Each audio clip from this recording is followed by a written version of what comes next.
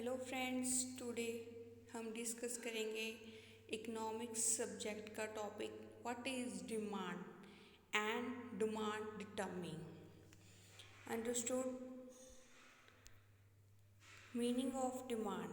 क्या होती है डिमांड? डिमांड इज़ मीन हमारी जो डिज़ायर्स होती हैं, हमारी जो विशेज़ होती हैं कुछ खरीदने की, और हमारी इच्छा होती है कि हम ये खरीदें। हम डिफरेंट टाइप्स ऑफ डिमांड होती हैं, डिफरेंट टाइप्स ऑफ प्रोडक्ट होते हैं। So meaning of demand, demand mean desire और wishes to buy consumer commodity or service backed by adequate ability to pay and willingness to pay। हमारी जो इच्छा है कि हमने एक प्रोडक्ट खरीदना है, उस प्रोडक्ट को खरीदने के लिए हमारे पास क्या होनी चाहिए? एबिलिटी होनी चाहिए उसे अमाउंट को पे करने की।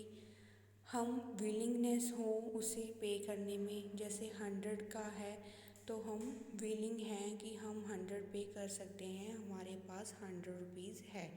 That is demand. डिटर्मिंग of demands, price of commodity. हमें पहले पता होना चाहिए कि कॉमोडिटी का, प्रोडक्ट का प्राइस क्या है, और उसके रिलेटेड जो कॉमोडिटी है उसका क्या प्राइस है। हमारी इनकम कितनी है, टेस्ट एंड प्रेफरेंस हमारा, और consumer expectation and other facts that all determining of demand. This is a key point characteristic of demand. Demand जो होगी डाउनवर्ड स्लोप होगी, नेगेटिव स्लोप होगी, left to right side slope होगी। ये हमारा question में ज़रूर आता है कि डिमांड के कैरेक्टरिस्टिक क्या है। डिमांड हमारी डाउनवर्ड होती है, नेगेटिव स्लोप होती है, left to right side slope होती है। This is a functions of demand.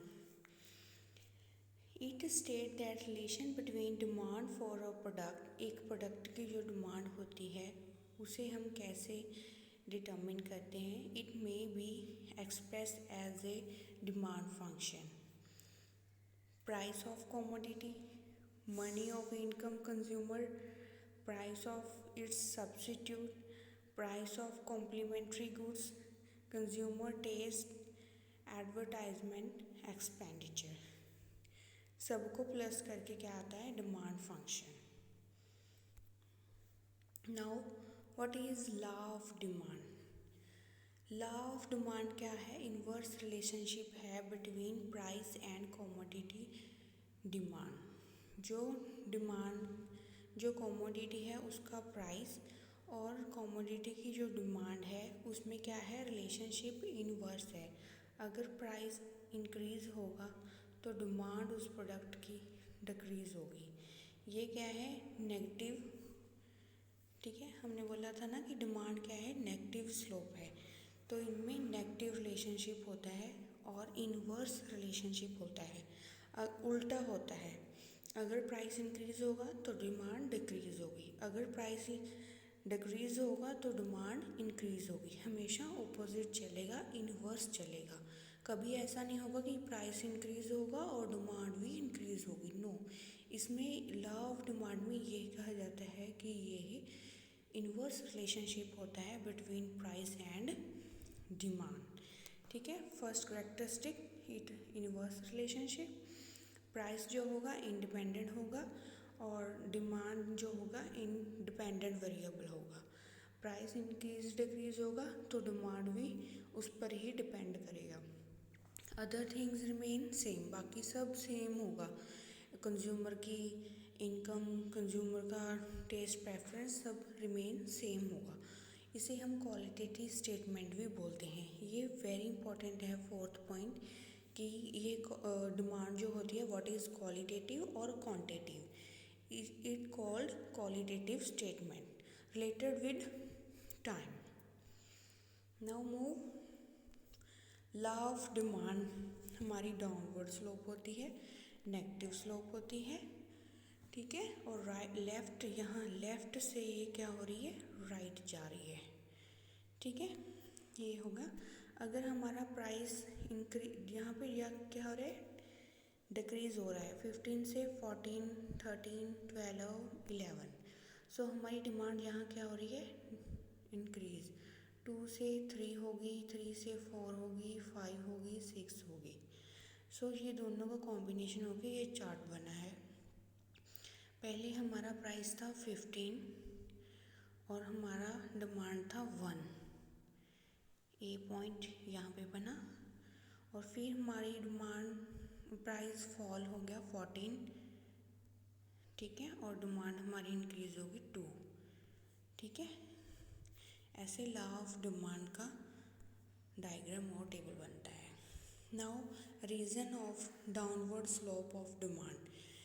हमारी जो स्लोप डाउनवर्ड है, ये डाउनवर्ड क्यों है, इसका रीज़न क्या है। Very important question ask in exam, why demand downward slope और नेगेटिव स्लोप, उसका रीज़न बताएं। उसका रीज़न ये है, law of diminishing marginal utility. जो हमारी मार्जिनल यूटिलिटी होती है उसके कारण जो डिमांड स्लोप होती है वो डाउनवर्ड होती है। इनकम फैक्ट के कारण, सब्स्टिट्यूट इफेक्ट के कारण, different uses and size of consumer group, ये 5 रीज़न हैं डाउनवर्ड स्लोप होने के। मार्जिनल यूटिलिटी के कारण, income effect, substitute effect, different uses and size of consumer. हम इसे 1 बाय 1 डिस्कस करते हैं। मार्जिनल यूटिलिटी, मार्जिनल यूटिलिटी क्या होती है। मार्जिनल यूटिलिटी वो होती है कि जो हमारी टोटल यूटिलिटी है ना, उसमें से हम माइनस करते हैं T2 माइनस N1। T2 कितना है, 18 माइनस 10, तो हमारा आएगा 8। ठीक है, 8। ये यहाँ से एडिशनल जो यूनिट निकलता है आता है उसे हम मार्जिनल यूटिलिटी बोलते हैं। मार्जिनल यूटिलिटी क्यों होती है, जब हमने एक रोटी खाई, प्राइस क्या हो गया, डाउन, हम फिर डिमांड करेंगे कि नहीं मैं तो अब 3 रोटी खाऊंगा, फिर प्राइस डाउन हो जाता है, फिर मैं बोलता हूँ कि नहीं मैं आज 5 रोटी खाऊंगा, आज तो प्राइस इतना कम है।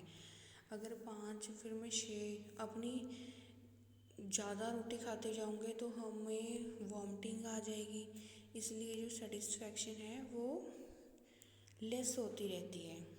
तो marginal utility curve downward sloping because of fact that जो कंजम्पशन ऑफ सक्सेसिव होती है, हम ज़्यादा से ज़्यादा कंजम्पशन करते हैं, यूनिट गिवन लेस सेटिस्फैक्शन, हमें उससे क्या होने लगती है, फिर सेटिस्फैक्शन लेस होने लगती है। अगर हम 5 रोटी खा लेंगे तो हमें क्या होगी, वॉमिटिंग होगी, तो हम सेटिस्फैक्शन लेस होने लगते हैं और हमारी कंजम्पशन क्या होती है, सक्सेस बढ़ती जाती है, प्राइस हमारा कम होता जाता है।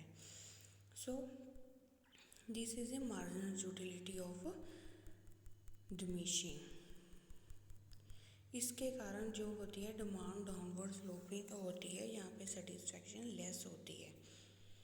Now move income fact. Income fact में ये होता है कि हमारी इनकम तो सेम रहती है बट प्राइस जो होता है डिक्रीज होता है, हमें इनकम हमारी सेम रहती है। Income fact is a fact change in a person real income. Real income में change cause by change in price of commodity. जो प्राइस ऑफ कमोडिटी चेंज होगा तो हमारी इनकम भी चेंज होगी। The relative price of goods decrease less of a person income would need to be spend to purchase exactly the same amount of goods. जो हमारी goods की price थी वो क्या होगी, कम होगी, इसलिए हम जो स्पेंड करेंगे, परचेज करेंगे, exactly same amount of goods पे करेंगे। देयरफॉर इसलिए it is possible to purchase more ही, क्योंकि हमारी इनकम तो वही है, प्राइस कम हो गया, हम ज़्यादा स्पेंड करने में एग्री हो जाएंगे। ठीक है, हमारे पास परचेजिंग पावर क्या हो जाएगी, ज़्यादा हो जाएगी, क्योंकि प्राइस कम है, अगर पहले 10 की थी वो 5 की आ रही है, तो हम डबल ख़रीद लेंगे ना प्रोडक्ट को, तो हमारी जो डिज़ायर होगी डबल होगी, ठीक है। पहले क्या था प्राइस 10, फिर डिक्रीज़ होके 5 हो गया, हमारे पास परचेजिंग पावर अब क्या है, डबल है, ठीक है। तो हम क्या करेंगे, पहले 1 कप पीते थे टी का, अब हम 2 कप पियेंगे, फिर हम 3 कप पियेंगे। परचेजिंग पावर क्या होती है, ज़्यादा हो जाती है इनकम फैक्टर में, इसलिए हमारी डाउनवर्ड स्लोपिंग होती है। नाउ सब्स्टिट्यूट इफेक्ट, इसमें क्या होता है कि 2 प्रोडक्ट होते हैं, मान लो एक टी है एक कॉफ़ी है, टी का प्राइस क्या हो गया, डाउन हो गया, हमारे पास परचेजिंग पावर क्या है, डबल है, तो हम किस पे मूव करेंगे, कॉफ़ी पे, ठीक है। हम क्या पीने लग जाएंगे, कॉफ़ी, ठीक है। अगर प्राइस कॉफ़ी का इंक्रीज़ हो जाता है तो हम कहाँ पे चले जाते हैं, टी पे, हमारे पास परचेजिंग पावर तो वही है, इनकम तो सेम है, ठीक है। फिर हम कहाँ पे चले जाते हैं, टी पे। Now read, tea and coffee are substitute goods if price of tea goes down, अगर टी का प्राइस डाउन होता है, कंज्यूमर में सब्स्टिट्यूट टी फॉर कॉफ़ी, ठीक है। टी की बजाय वो क्या खरीदेगा, कॉफ़ी खरीदेगा। Consumer substitute cheaper goods for the good whose price has not altered, but coffee का प्राइस तो कुछ नहीं हुआ, ठीक है, चेंज नहीं हुआ, इसलिए वो कॉफ़ी पे चला जाता है अगर प्राइस टी का डाउन होता है। This is a substitute effect. Now different uses, जैसे मिल्क से डिफरेंट यूजेस बनती हैं, मिल्क से पनीर बनता है, कर्ड बनता है, बटर बनता है, ठीक है, वो होती है different uses. Some goods have more than one use, एक गुड से हम काफ़ी सारी यूजेस करनी होती है, example milk, at it is very high price and individually consumer में buy milk only for drinking, तो वेरी हाई प्राइस होगा जो अगर मिल्क को ही ड्रिंकिंग करेंगे, बट रिड्यूस प्राइस कहाँ होगा, अगर जब हम उसे ब्रॉड करेंगे फॉर कर्ड बनाने के लिए, चीज़ बनाने के लिए, तो प्राइस डिक्रीज़ होगा। अगर हम उसे डायरेक्ट पियेंगे मिल्क को तो high price. That is different uses of goods. Group of consumer, काफ़ी सारे ग्रुप्स ऑफ कंज्यूमर होते हैं। प्राइस ऑफ कमोडिटी फॉल में consumer who are unable to buy, price तो कमोडिटी का फॉल है, बट उसे वही लोग खरीद पाएंगे जो क्या होंगे, विलिंग होंगे, उनके पास उनको खरीदने की एबिलिटी होगी। ऐसे अलग अलग क्या होते हैं, ग्रुप ऑफ कंज्यूमर होते हैं, कई रिच होते हैं, कई पुअर ग्रुप ऑफ कंज्यूमर होते हैं। टुडे यहीं तक बहुत है, this is a last slide. ये रीज़न थे हमारे downward slope of curve demand के। Thank you friends for watching, like and subscribe जरूर करना।